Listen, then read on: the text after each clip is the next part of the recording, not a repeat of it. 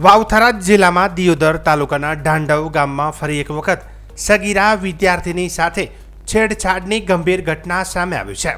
શાળામાં ભણતી ધોરણ 8ની વિદ્યાર્થીની સાથે બળજબરીપૂર્વક છેડછાડ થતાં પોલીસે પોક્સો અધિનિયમ હેઠળ ગુનો નોંધ્યો છે અને તપાસ શરૂ કરી છે.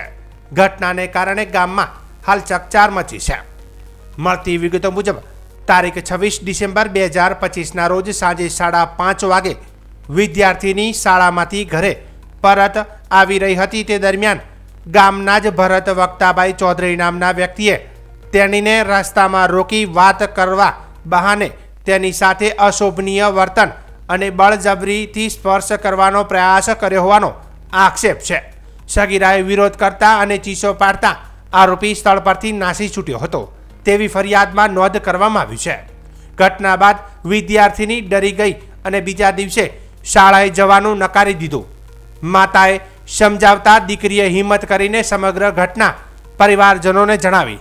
ત્યારબાદ પરિવારજનોએ આરોપીના પિતાને ઘટના અંગે પૂછપરછ કરતા વાદ વિવાદ સર્જાયો હતો.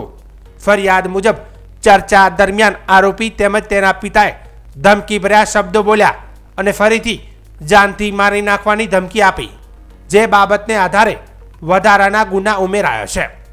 સગીરાની માતાની લેખિત અરજીને આધારે હાલ દિયોદર પોલીસ મથકે પોક્સો સહિત વિવિધ કલમો હેઠળ ગામના જ ભરત વક્તાભાઈ ચૌધરી અને વશરામ પનાજી ચૌધરી નામના 2 વ્યક્તિઓ વિરુદ્ધ ગુનો નોંધ્યો છે. પોલીસ દ્વારા આગળની કાર્યવાહી શરૂ કરવામાં આવી છે અને આરોપીઓની શોધખોળ ચાલુ હોવાનું પોલીસ સૂત્રો જણાવે છે. આ ઘટનાએ ફરીથી સગીરા સુરક્ષા પ્રતિ પ્રતિબદ્ધતા અને જાગૃતિની આવશ્યકતા પર ચર્ચા ગરમાવી છે. સ્થાનિક લોકો દ્વારા ન્યાયની માગણી સાથે કડક પગલાં લેવાની પણ માંગ ઉઠી છે.